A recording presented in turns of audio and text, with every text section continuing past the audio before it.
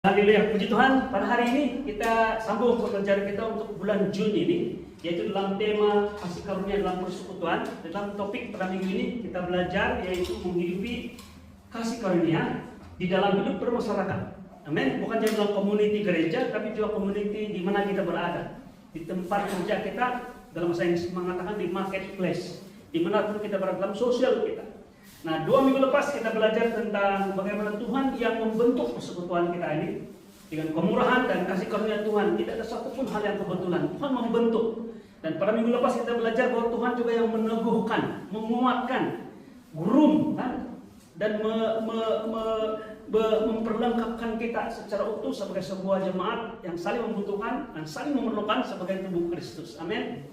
Dan kita ditantang, kan? Kita dicabar pada akhir penyampaian pada minggu lepas, yaitu apa yang saya boleh buat, apa yang saya boleh nyatakan, apa yang sudah saya terima sebagai karunia dan anugerah dari Tuhan.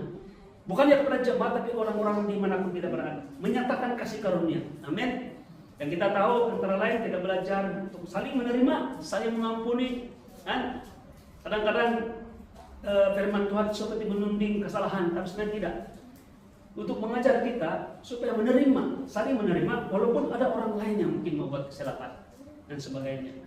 Dan apalagi kalau itu kesilapan dari diri kita sendiri.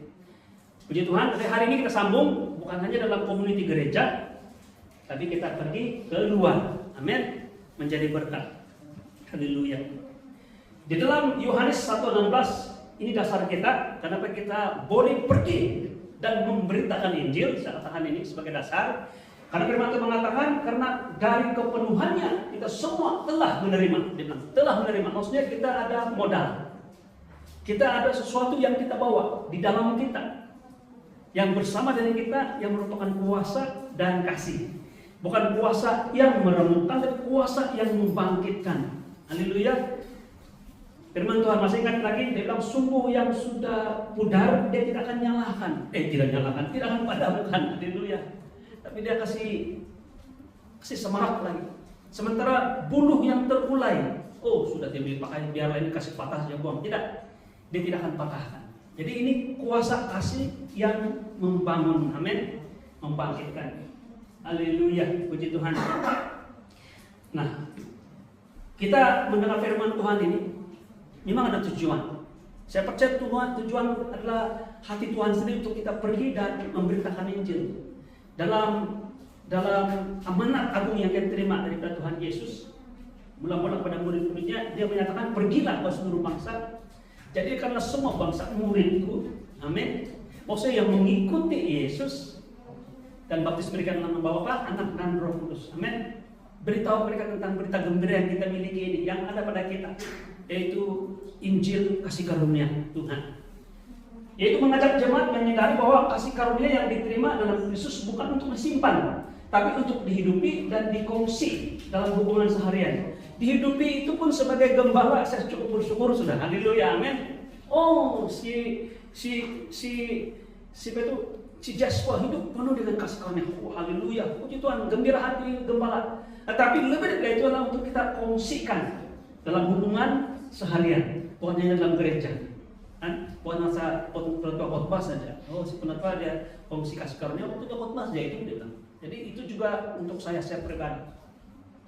Kedua, menjelaskan bahwa gaya hidup kasih karunia bukan hanya dalam gereja, gaya hidup. Jadi kita punya kehidupan sebagai orang percaya ini adalah the way of life, gaya hidup kita, kewoya-woyaan kita, bukan hanya dalam gereja. Penuh dengan kasih, datang meluk, apa kabar, salam tangan. Tapi kalau di luar muka panjang macam kerbau. Kerbau punya muka panjang kan? Soalnya budak lah. Muram saja kan begitu. Gaya hidup kasih karunia bukan hanya dalam gereja, tapi harus menjangkau masyarakat yang berbilang agama, budaya, dan amalan. Saya suka betul ini. Haleluya. Jadi kita menjadi berkat bukan hanya sesama kita. Penting dulu mula dengan sesama kita, tapi juga pada kawan-kawan, saudara kita, cousin kita di luar sana. Amin. Haleluya.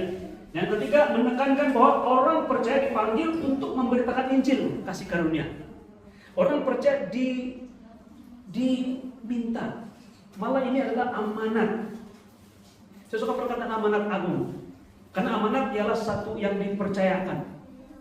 bukan yang satu dibebankan semata-mata oleh karena yang membebankan itu ada kuasa, kamu harus dengan tidak. Tapi amanat maksud satu yang kita dipercayakan untuk kita laksanakan. Dan amanat itu boleh juga kadang-kadang kita abaikan. Haleluya. Tapi Tuhan mau kita melaksanakan ini. Amin. Yaitu memberitakan Injil kasih karunia. Kenapa Injil kasih karunia? Karena Injil yang kita beritakan adalah Injil tentang kemurahan Tuhan, grace Tuhan, kasih karunia Tuhan kepada kita, bahwa kita boleh menerima segala janji Bapa, baik berkat malah juga keselamatan kita, perlindungan kita. Amin. Bukan karena sesuatu yang kita buat. Kita boleh menerimanya dengan hanya percaya kepada karya atau pekerjaan Yesus yang sempurna dan selesai di kayu salib. Begitu saja, simple juga. Too good to be true. Tapi itulah yang kita sampaikan. Injil kasih karunia. Bukan karena kita melakukan sesuatu atau kebolehan kita. Tapi sesuatu yang kita terima dengan dasar iman. Amin. Hanya percaya saja. Itu banyak kali saya akan nyatakan ini kepada jemaat. Bolehkah kita percaya? Itu lain, tapi perbuatan tindakan kita tidak serupa seperti yang kita percaya. Boleh.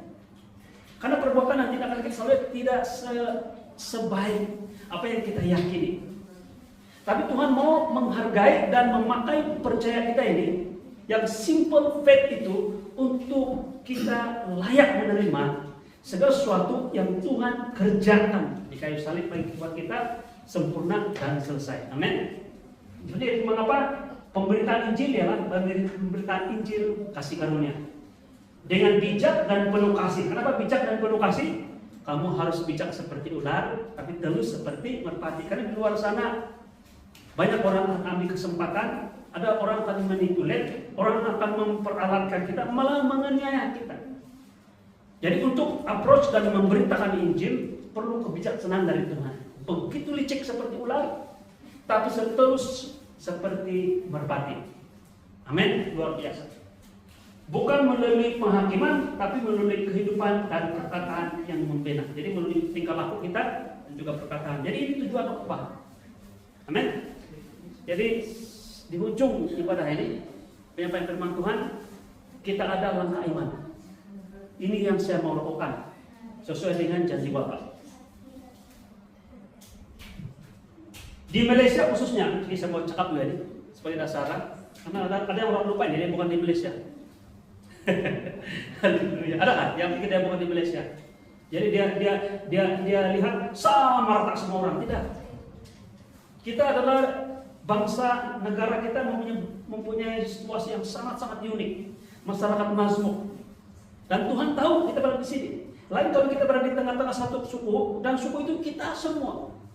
Jadi apapun yang kita buat, cara kita dan sebagainya, orang paham, terima, dan biasa. Tapi oleh karena ada perbedaan, kita harus bijak. Amin. Saya percaya Tuhan akan membantu kita dalam hal ini. Di Malaysia, di khususnya Sabah, masyarakat kita terdiri dari berbagai latar etnik, ada dusun, Murus, Bajau, Cina, India, dan kita sebutkan. Agama pun berbeza-beza, Islam, Buddha, Kristen, dan lain-lain.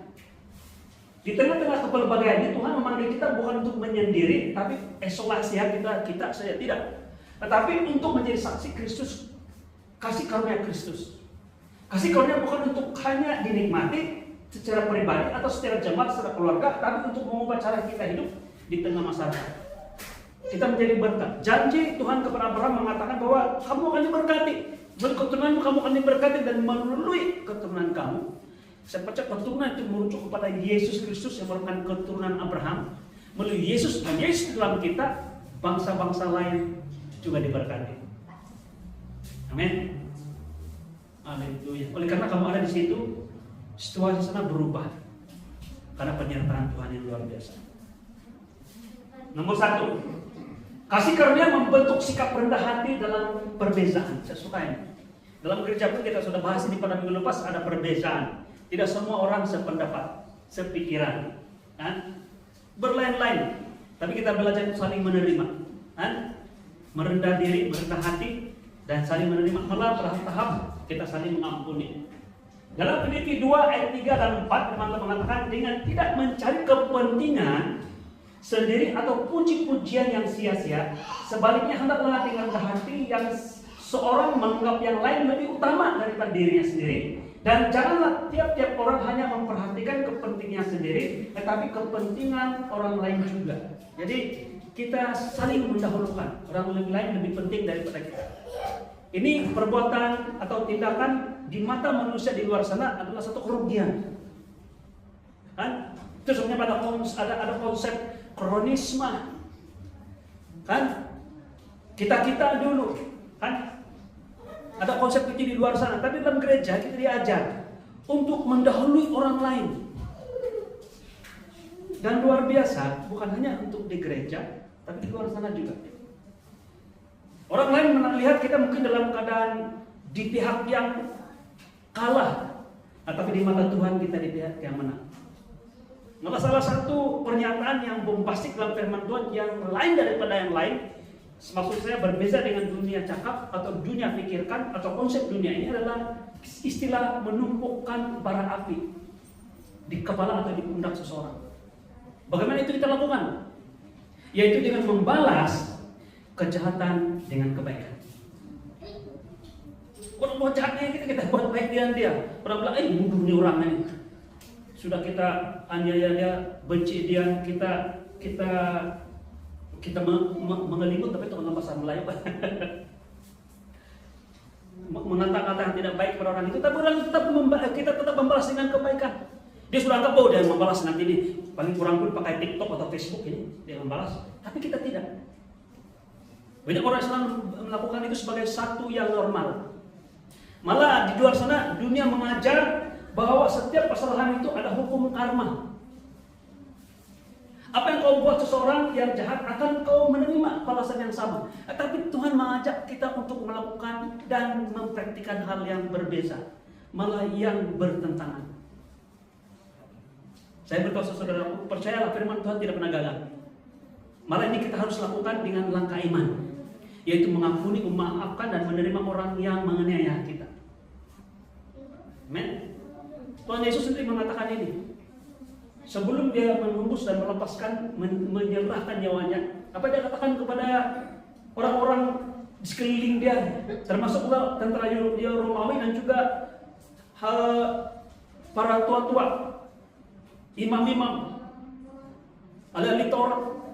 Dia katakan, ampunilah mereka, karena mereka tidak tahu apa yang mereka lakukan. Saya berkata saudara, ini satu fakta.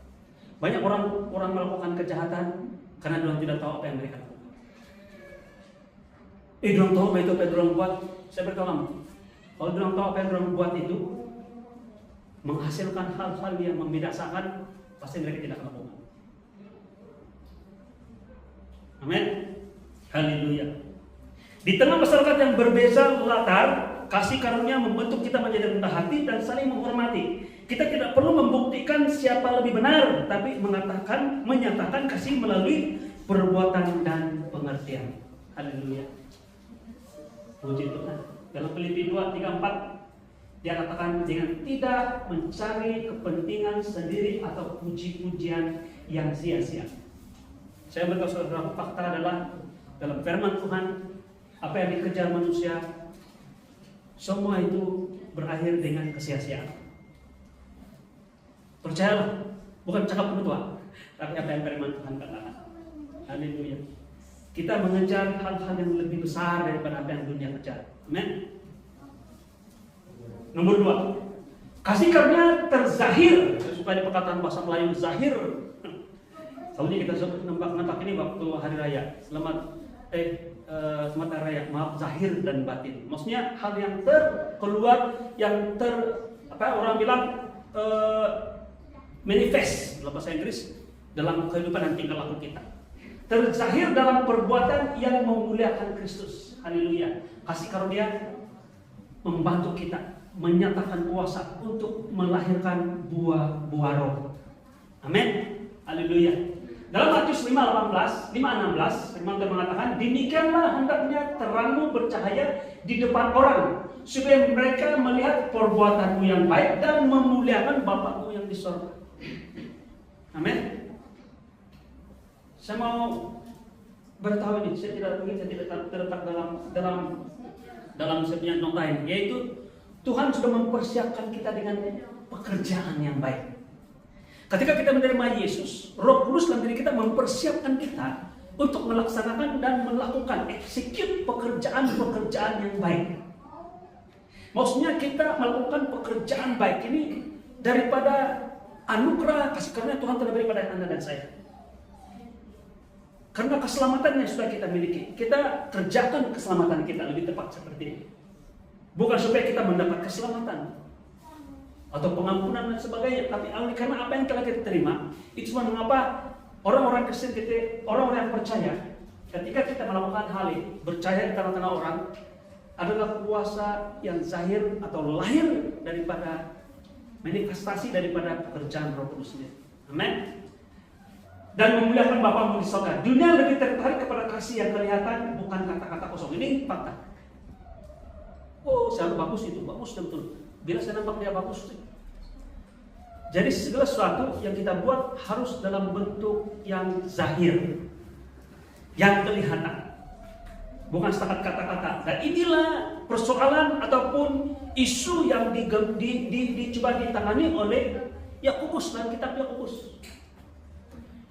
Saya boleh katakan dia memiliki satu, bukan saya ingat kemarahan dengan kasih lah, boleh percaya, dia ada kemarahan juga. Mengkritik orang-orang percaya pada waktu itu, komen orang-orang percaya ketika itu, yang mengaku sebagai orang percaya tapi tidak menyatakan. Bukan tidak boleh menyatakan, tapi tidak menyatakan, memilih untuk tidak menyatakan. Saudaraku masih bersama dengan saya? Ketika kita mau menyatakan, melahirkan, menzahirkan hal-hal yang seperti ini, perbuatan-perbuatan yang memuliakan Tuhan ini, kita memerlukan iman. Langkah dengan iman. Contoh, apabila orang datang pada kita, dia katakan, tolong saya. Kita tidak tahu dia menipu atau tidak menipu, tapi saya percaya kebijakan dari Roh Kudus akan beritahu kita bahwa orang itu menipu atau tidak. Kalau dia tidak menipu, dia akan confirm di hati kita. Akhirnya kita harus memilih, bagi atau tidak. Bahwa untuk kita memilih untuk bagi, kita melangkah dengan iman. Kamu tahu kan? Karena banyak hal, banyak situasi, termasuk kita orang percaya, kita cukup saja apa yang kita ada, betul kan? Just setuju. Kalau mungkin ada kelebihan pun kita ada perancangan untuk simpan masa depan, untuk masa kecemasan dan sebagainya. Jadi kalau memberi itu satu sedikit cabaran. Tetapi oleh karena kita percaya bahwa Tuhan telah memperlengkapkan kita dengan pekerjaan baik ini, Roh Kudus memberi pada kita kuasa untuk menyatakan ini, dan kita percaya bahwa Tuhan bukan hanya mencukupkan keperluan kita, tapi juga memberi pada kita berkelimpahan. Dan juga kita percaya bahwa kasih karunia dan kemurahan Tuhan bukan hanya untuk sehari, tapi setiap hari diperbaharui. Maksudnya kalau hari ini sudah habis, esok dia akan perbaharui, fresh balik kasih karunia kemurahan Tuhan untuk kita, berkat untuk kita. Maka kita berani melangkah dengan iman dan memberi. Saya harap ini dapat memberikan penjelasan bagi kita. That's why setiap kali kita melakukan sesuatu yang baik, semuanya Anda melangkah dengan iman. Saya tidak tahu lah kalau ada di antara kita sudah matang rohani dia, dan setiap kali dia melakukan dan tindakan dia itu adalah dia tidak sedang. Dia tidak sedang dia melakukannya. Syukur, haleluya, puji Tuhan kalau ada orang seperti itu. Tapi saya pribadi juga banyak masa saya berpikir, saya beri atau tidak. Amin. Waktu saya masih kecil, bukan masih kecil, masih remaja, itu belasan tahun, saya mengalami situasi seperti ini. Saya ada duit 2 keping 5 ringgit di dalam poket saya yang warna hijau, dulu punya 5 ringgit. Sekarang tidak ada, sudah sekarang bentuknya macam plastik sedikit, itu macam kertas sedikit. Tapi waktu itu khotbah yang saya dengar pada hari itu mencabar saya untuk memberi, dan pengkhotbah ini adalah orang Korea tapi berbahasa Melayu, bahasa Indonesia, dan melayani di Indon. Dia menyatakan beban, keperluan, keuangan, pelayanan di Indonesia, dan dia mencabar jemaat pada waktu itu memberi. Dan saya terharu, saya tersentuh, dan saya mau memberi. Tetapi saya hanya ada 2 keping 5 ringgit. Dan waktu itu saya di luar kawasan, saya bukan di Keningau. Saya berada ke tempat agak jauh dari sini. Dan kalau saya perlu duit untuk tambang saja, saya perlu lebih kurang sekurang-kurangnya 15 ringgit. Lebih tepat 16 ringgit. Karena dari Keningau di kampung waktu itu 1 ringgit tambang. Dulu lah, sekarang berapa sudah? Saya naik pas sudah tadi. Tidak naik bus, sudah kan naik Grab mahal, 10, 15 ringgit pun ada. 16 ringgit, saya ada 2 keping 5 ringgit. Saya ingin memberi, Tapi saya mengalami dilema, bagi atau tidak.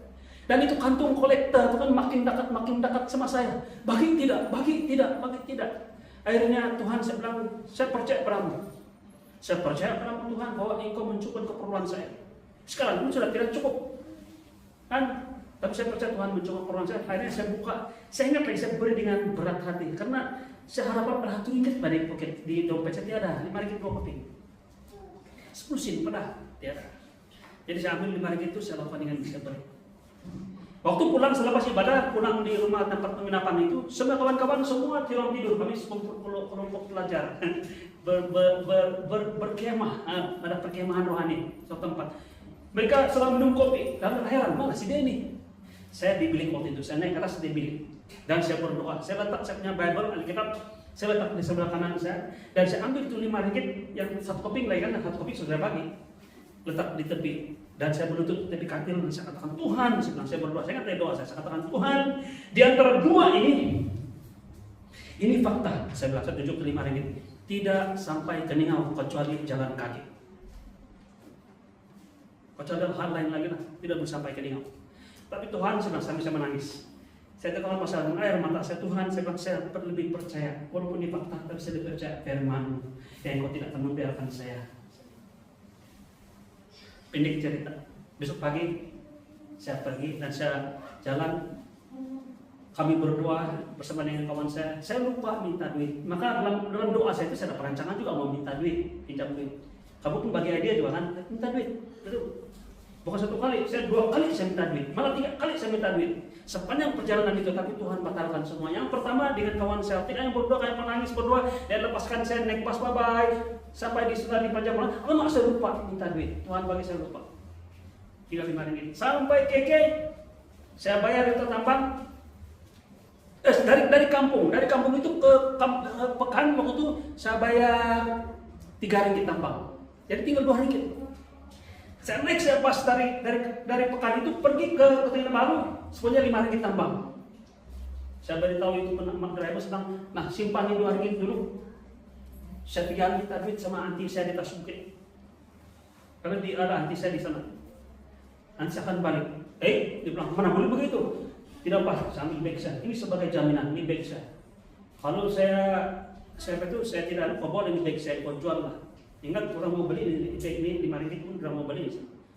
Saya pikir lari.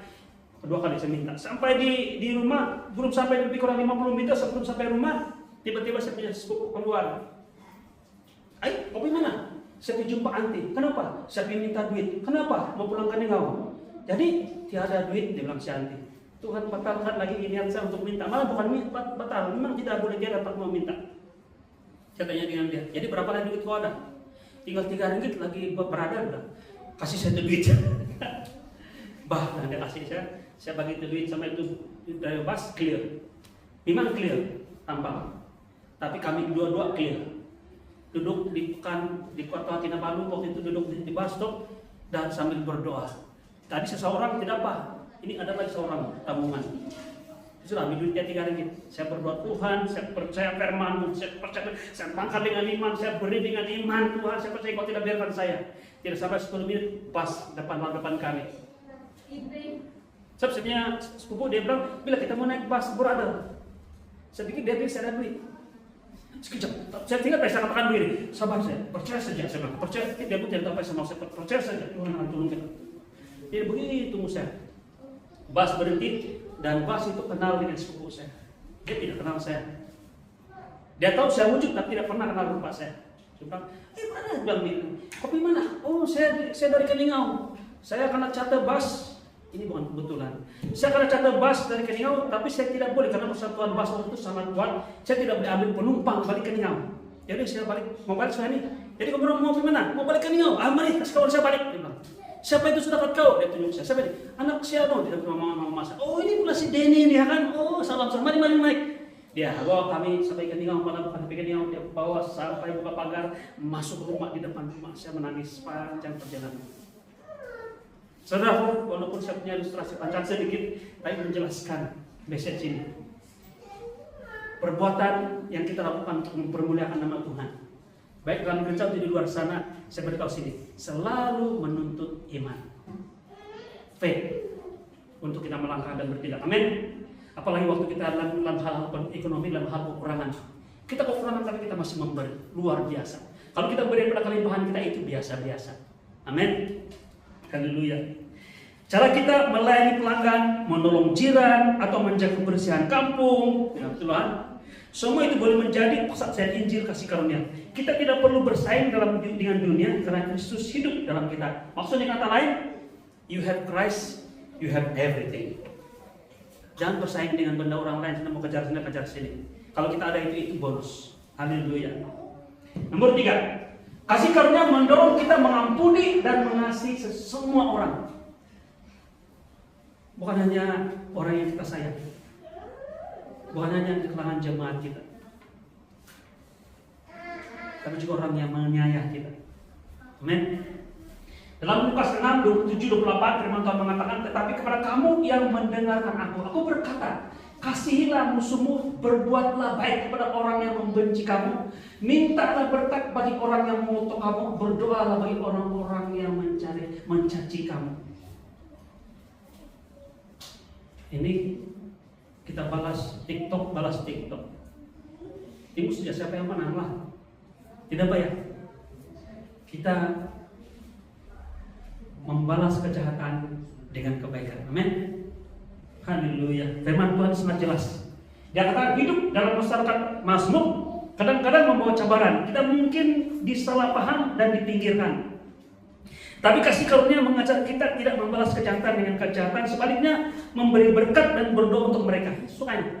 Bukan hanya kita tidak membalas apa yang mereka buat, tapi kita balas juga dengan kebaikan.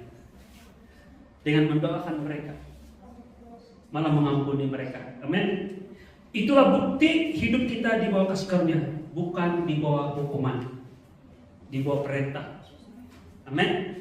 Tapi karena sesuatu yang kita miliki dan itu mengalir dalam hidup kita. Nomor 4, kasih karunia menjadikan kita pembina community. Tadi kita bicara tentang 2 minggu lepas kita bicara tentang gereja yang kita sama-sama dibina dalam Kristus. Amin. Tapi kita sekarang keluar dan menjadi berkat pada seluruh orang sekeliling kita. Kalau ada orang yang mentafsir ini untuk menjadi ahli politik, ahli perniagaan, ada orang-orang yang boleh mempengaruhi dan berwibawa di tengah masyarakat, silakan. Sahuti panggilan kamu. Karena saya percaya jika kamu ahli politik, ahli perniagaan atau apapun panggilan yang Tuhan beri kamu di luar sana sebagai pemimpin dan sebagainya, kasih karunia akan menguasai dan memberi kuasa kepada Anda. Amin. Saya suka ini, menguasai dan memberi kuasa kepada Anda. Kamu tahu kan? Doa saya menjadi pemimpin bagaimana? Saya mau menjadi seperti Kristus. Tapi lebih tepat lagi, imani percaya. Saya mau percaya bahwa saya sama seperti Kristus. Kalau menjadi pemimpin seluruhnya dalam masyarakat kita, sama ada dia menjadi kuku besi, ekstrim kuku besi, kan? Ataupun sebaliknya, dia akan menjadi lenient, akhirnya menjadi orang yang dipijak kepala. Belum sama dengan saya. Seorang pemimpin kan, contohnya di sekolah selalu berlaku seperti ada yang terlampau autokratik. Tapi ada juga terlampau lenient, terpelonggar. Yang terlalu autokratik, dia menyakitkan orang dengan kuasa dan arahan dan juga ketegasan dan sebagainya. Banyak orang yang stres. Tetapi bila dia terlampau murah, orang akan injak kepala dia, ambil kesempatan dan dipandang oleh masyarakat sebagai pemimpin yang lemah. Saya mau menjadi seperti Kristus. Mari kita menjadi seperti Kristus. Bila kita menjadi pemimpin, kita menjadi begitu berkuasa dan penuh dengan wibawa, tapi tidak sampai menyakitkan orang. Kita boleh menjadi sangat penuh dengan kemurahan, penuh dengan pengampunan dan penerimaan, tapi tidak sampai dipijak kepala. Itu Yesus. Kalau kita pelajari bicara Yesus, ketika dia melayani selama 3 tahun di muka bumi ini, yang nampak betul dalam Injil, Yesus tidak pernah berada di ekstrim kiri atau sebelah kanan. Dia selalu berada di tengah-tengah. Tapi dia tetap tegas dan dia tetap penuh dengan kuasa. Kan? Satu kali dia katakan, "Hai kamu kotoran ular beludak," dia untuk menyatakan wibawa. Pada satu ketika dia marah, dia tukang terbalikan semua meja penukar uang. Tapi orang-orang tidak disakiti, tapi dibela dan dibentuk. Tuhan Yesus berada dalam kemurahan, tapi tidak sampai satu peringkat dia dipijak dan diperalatkan, atau diprovokatifkan atau dipermainkan. Amin, luar biasa. Saya berdoa semua kita yang ada peran di luar sana, menjadi ahli politik, menjadi pemimpin dalam organisasi di luar sana, ambil ini sebagai satu langkah iman. Dalam Yeremia 29 ayat 7 dia katakan, usahakanlah kesejahteraan kota. Usahakanlah kesejahteraan kota di mana aku buang, dan berdoalah untuk kota itu kepada Tuhan, sebab kesejahteraannya adalah kesejahteraanmu. Ada peranan kita di mana kita berada. Istilah yang digunakan dalam Alkitab bagi orang Israel ialah dibuang, cukup negatif. Tetapi walaupun dalam istilah negatif itu, Tuhan mau mereka menjadi berkat di mana mereka berada. Mereka menjadi berkat di Babylon. Betul. Boleh Sadrak, Mesak dan Abednego, boleh Daniel menjadi pemimpin di sana. Di sana waktu itu orang-orang di sana walaupun tidak kenal Tuhan, mereka diberkati luar biasa oleh karena pimpinannya. Ketika Yusuf dibuang ke Mesir oleh saudara-saudaranya, dijadikan hamba dan sebagainya, dia menjadi berkat kepada orang-orang Mesir. Malah hanya orang Mesir kepada bangsanya juga. Saudaraku, apalagi kita yang bukan dibuang, tapi Tuhan melahirkan kita, Tuhan wujudkan kita, Tuhan tempatkan kita di tempat ini, di negeri yang kita sayangi. Amin. Jadi berkat. Orang percaya tidak dipanggil untuk mengasingkan diri, tetapi untuk menyumbang dalam kesejahteraan masyarakat. Dalam gotong royong, kesatuan penduduk, kegiatan sekolah atau majelis kampung, kita terlibat sebagai pembawa berkat. Kita mewakili Kristus dalam semua ruang kehidupan. Amin. Sangat-sangat jelas dia punya aplikasi. Yang kelima, kasih karunia menjadikan kita duta damai dalam dunia yang terluka. Dalam Roma 12 ayat 18 teman-teman mengatakan, sedapat-dapatnya, kalau boleh, ambil kesempatannya, ruang dan sebagainya. Kalau hal itu bergantung padamu, hiduplah dalam damai, perdamaian dengan semua orang. Dunia penuh konflik antara bangsa, agama, partai politik. Kita tidak menambah minyak ke dalam api, tapi kita membawa suara damai, pengampunan dan pengharapan. Kita bukan penjaga agama, dengar baik-baik ini. Kita bukan menjaga agama, tetapi kita duta kasih karunia Yesus Kristus. Amin. Kita menjadi berkat pada orang-orang di luar sana. Dalam 2 Korintus pasal 5 ayat 20, firman Tuhan mengatakan, kami adalah utusan Kristus. Paulus katakan kami adalah utusan Kristus. Seakan-akan Allah menasihati kamu dengan perantaraan kami. Dalam nama Kristus kami minta kepadamu, berilah dirimu didamaikan dengan Allah. Di mana ada message ini? Paulus katakan bahwa mereka adalah utusan Kristus. Jadi mereka pergi kepada ini yang pertama. Yesus pertama, dia kedua. Yang ketiga dia katakan, berilah dirimu diperdamaikan dengan Kristus. Jadi apa peranan kita? Kita adalah utusan Kristus. Apa yang kita bawa kepada masyarakat di luar sana adalah kita bawa dan ajak mereka supaya mereka berdamai dengan Tuhan pencipta mereka yang mereka tidak kenal. Kita perkenalkan mereka siapa dia, yaitu Yesus. Seakan-akan kita beritahu kepada orang luar sana, berilah dirimu diperdamaikan dengan Tuhan, dengan Allah. Amen. Kalau kita konsen seperti itu, kita selalu berdoa begini. Balik kalau mau pergi sekolah ataupun mau pergi tempat pekerjaan kita di masyarakat kita, selalu kita berdoa, Tuhan, beri saya kebijaksanaan, atur masa, dan apa yang harus saya katakan untuk membawa orang diperdamaikan dengan Allah. Nah, kita adalah Tuhan Kristus, dan kita tidak memperlakukannya seperti kita menjaga agama kita. Sedih juga ada orang yang berusaha dalam banyak keadaan mempertahankan, menjaga nama gereja. Haleluya, haleluya ya. Sangat cakap. Kita adalah duta kasih karunia Tuhan, amin. Yang keenam, panjang sedikit hari ini. Mengkongsikan Injil kasih karunia dengan bijaksana dan penuh kasih. Seperti saya katakan tadi, bijak seperti ular, terus seperti merpati. Dalam Matius 10:16 saya katakan, lihat aku mengutus kamu seperti domba ke tengah-tengah serigala. Sebab itu hendaklah kamu cerdik seperti ular dan tulus seperti merpati. Dalam Kolose 4:5-6, hiduplah dengan penuh hikmat terhadap orang-orang luar. Jadi kita disuruh untuk hidup dengan penuh hikmat. Saya mau kita belajar begini. Bila kita berada di tengah-tengah orang tidak percaya Tuhan, Tuhan bagi saya kebijaksanaan, bagi saya hikmat dan iman. Melangkah dengan iman bahwa Tuhan memberikan kamu tepat pada waktunya. Jangan risau.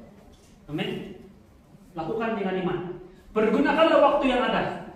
Hendaklah kata-katamu sentiasa penuh kasih, jangan hambar, sehingga kamu tahu bagaimana kamu harus memberi jawaban kepada setiap orang. Bahasa ilustrasi, kenapa jangan hambar? Orang tanya dengan kita, apa kabar? Bagilah saya nih, tiada apa-apa ini. Mau itu kais pagi makan pagi, kais petang makan petang. Ini orang kampung kan. Saudaraku, ubah cara kita bercakap. Kita lakukan dengan iman. Saya punya satu cara saya ialah sedikit berseloroh, tapi macam jokes. Tapi saya percaya ini membantu iman saya sendiri untuk melangkah dengan iman, melakukannya. Bagi orang tanya dengan saya, ini apa kabar kau? Luar biasa. Tidak, macam biasa. Saya bilang, apa kabar? Macam biasa. Oh, macam biasa, yang luar biasa. Jadi kita punya biasa-biasa kita yang luar biasa. Sehingga orang bilang, saya nampak kok macam tiada apa-apa, tapi kau punya penampilan, kau punya muka penuh dengan kegembiraan. Apa rahasia kau? Apa herba yang kau makan? Mana terapi yang kau pergi? Saudara-saudara, masih mau kita apa rahasia saya? Masuk, beritahu tentang kasih Tuhan. Amin. Kita lakukan dengan iman. So, mengapa? Jangan hambar, jangan tangan sini. Sehingga kamu tahu bagaimana kamu harus memberi jawaban kepada setiap orang. Luar biasa. Saya suka dia firman Tuhan ini mengingatkan saya pribadi juga, supaya kata-kata kita di luar sana, malah di kalangan kita, di keluarga kita perhatikan tidak selalu berunsur negatif. Saya tahu juga ada juga negatif, tapi kadang-kadang itu jokes, namanya untuk melahirkan suasana kelakar sedikit, itulah yang menceritakan. Tapi yang kita maksudkan adalah itu, nyatakan dengan penuh kuasa. Kita dipanggil bukan hanya untuk hidup dalam kasih karunia, tapi menyampaikan Injil kasih karunia kepada orang lain. Amin. Namun kita lakukan dengan hikmat, bukan paksaan, dengan kasih, bukan penghakiman. Kalau kau tidak bertobat, masuk neraka Allah kau. Memanglah betul. Tapi Tuhan tidak mau kita memperlakukan orang seperti itu. Tuhan mau selalu kita menyampaikan message berdasarkan kasih Tuhan. Masih ingat lagi Musa? Kenapa Musa tidak masuk ke tanah Kanaan, tanah perjanjian lebih tepat? Kenapa tidak masuk? Di tahun ke-39, sebenarnya tahun depan mereka masuk, tapi dia tidak masuk karena pada waktu itu orang Israel komplain lagi tentang air. Mana air? Kaki di gurun ini, mati kita ini, ternak kita mati. Kenapa Musa dibilang kau bawa kami ke tanah padang gurun ini? Masih dia mempersoalkan Musa bawa padang gurun selepas berapa puluh tahun pun. Kalau di Mesir dia bilang, dorang ingat itu, itu sungai Nil. Bila-bila dapat air. Kau bawa kami padang gurun, kalau di Mesir, nanti macam surga saja. Ketika mereka komplain, Musa datang kepada Bapak. Tuhan, apa yang harus saya buat? Mereka ini bangsa yang tidak boleh pakaian. Sampai sekarang pun masih komplain. Betulan sampai sekarang pun. Main paling kuat komplain. Tuhan bilang, Musa, tunggu itu batu. Beritahu itu batu, katakan itu batu keluarkan air. Dipendekkan cerita, Musa bukan sebaliknya berkata pada air batu. Dia kata, kalau sebenarnya kalau berkata pada batu keluarkan air, itu kan speak to the rock. Tapi dia tidak buat begitu. Dia ambil itu tongkat dia itu yang membelah air sungai Nil, sungai laut Teberau. Banyak banyak perdebatan di mana itu laut yang dibelah. Ada satu percaya yang terusan Suez sana itu. Ada yang bilang di laut merah. Apapun yang penting bisa terjadi. Jadi Musa ambil itu tongkat, dia pukul 3 kali. Itu batu dia pukul, kemudian dia pusing. Kamu bangsa, dia cakap lagi. Bangsa yang tidak tahu berterima kasih, keras kepala, suka komplain. Maka dia punya bakal sendiri. Dia marah. Air keluar dari batu. Air tetap keluar dari batu, walaupun tidak seperti apa yang Tuhan mau. Tapi Tuhan bilang kepada Musa, mari Musa. Saya suruh kau cakap, speak to the rock. Karena 30 tahun sebelum itu, 39 tahun sebelum itu, batu sudah dipukul. Karena batu berbicara tentang batu karang yang teguh, yaitu Yesus. Satu kali dia disalibkan. Dia dipukul 1 kali. Selepas itu tidak perlu lagi pukul ataupun salibkan Yesus, hanya nyatakan dengan iman. Tetapi saya sudah pukul 1 kali, kau pukul lagi kedua kali. Seakan-akan seperti Yesus perlu mati lagi untuk dosa-dosa mereka. Yang sebabnya hanya bicara pada batu. Dia bilang, Musa, oleh karena kau tidak appear gracious, kau tidak menampakkan kemurahan, menggambarkan, kau tidak menampakkan saya yang murah pada orang-orang Israel. Karena orang saya tidak nampak Tuhan, dia nampak Musa. Jadi bila Musa marah-marah, Tuhan kita marah-marah. Tuhan sudah marah 1 kali. Bersama dengan saya. Tuhan sudah marah 1 kali pada ketika dia melupakan segala kemarahan dan penghukumannya pada pribadi Yesus 2000 tahun yang lalu. 1 kali. Tuhan sudah exhausted semua, dia sudah keluarkan semua kemarahan dia, penghukuman dia terhadap dosa-dosa manusia melalui Yesus. Dan setelah ini Tuhan tidak ada kemarahan untuk Anda dan saya di dalam Yesus.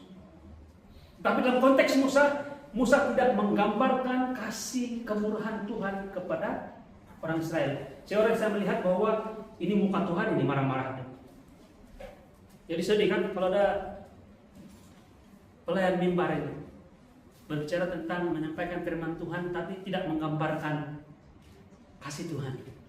Tapi lagi itu mau menunjukkan penghukuman Tuhan. Dan oleh karena kesalahan Musa ini, Tuhan bilang, you will never enter the promised land. Proses serius betul. Saudara,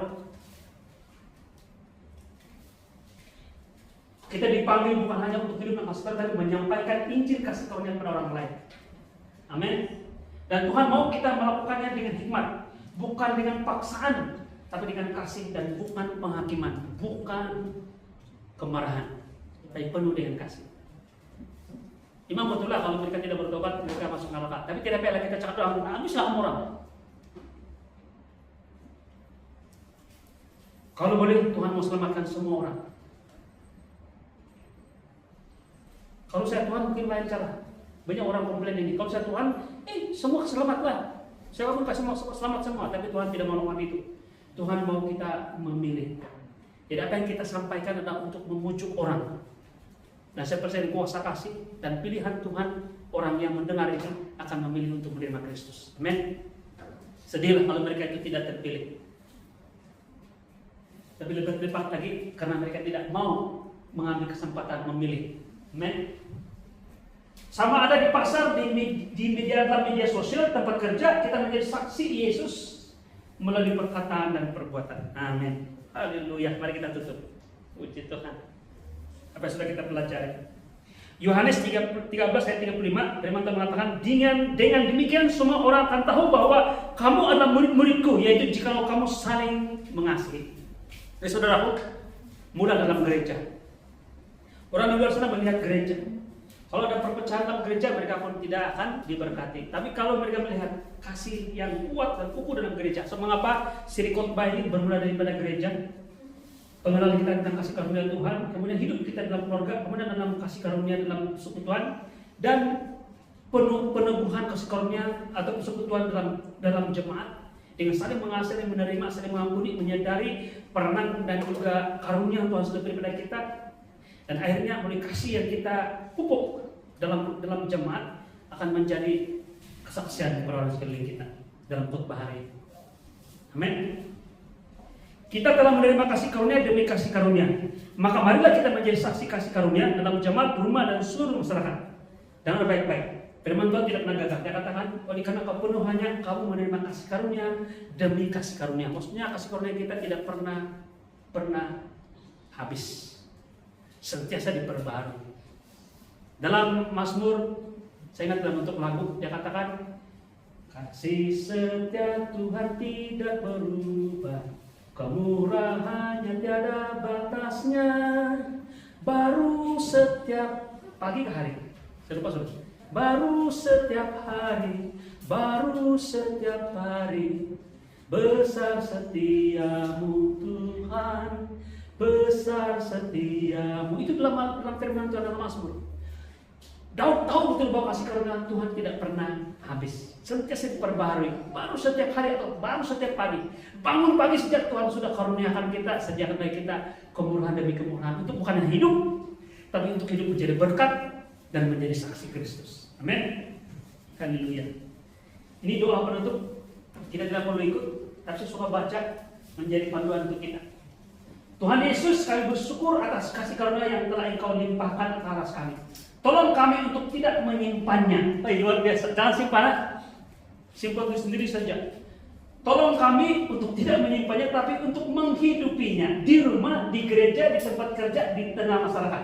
Bentuklah kami menjadi pembawa terang, duta damai, saksi kasih-Mu dan dunia yang terpecah dan haus akan pengampunan dalam nama Yesus. Kalau penutup berdua nyanyi. Kalau penutup berdua yang berdoa ini dia katakan begini, saya percaya dan semua kita harus mengikut langkah ini. Dia katakan begini, Tuhan terima kasih karena kami sudah, dia bilang, saya cakap, kami sudah menjadi berkat, kami sudah membawa terang, kami sudah menjadi duta damai, kami sudah menjadi saksi Kristus.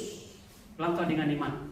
Karena kita melihat beyond, melangkaui daripada apa yang di hadapan kita. Karena janji Tuhan mengatakan, aku menyertai kamu senantiasa. Bukan sampai pada tahun 2030 atau beyond, tapi dia katakan sampai akhir zaman. Amin. Mari kita berdoa.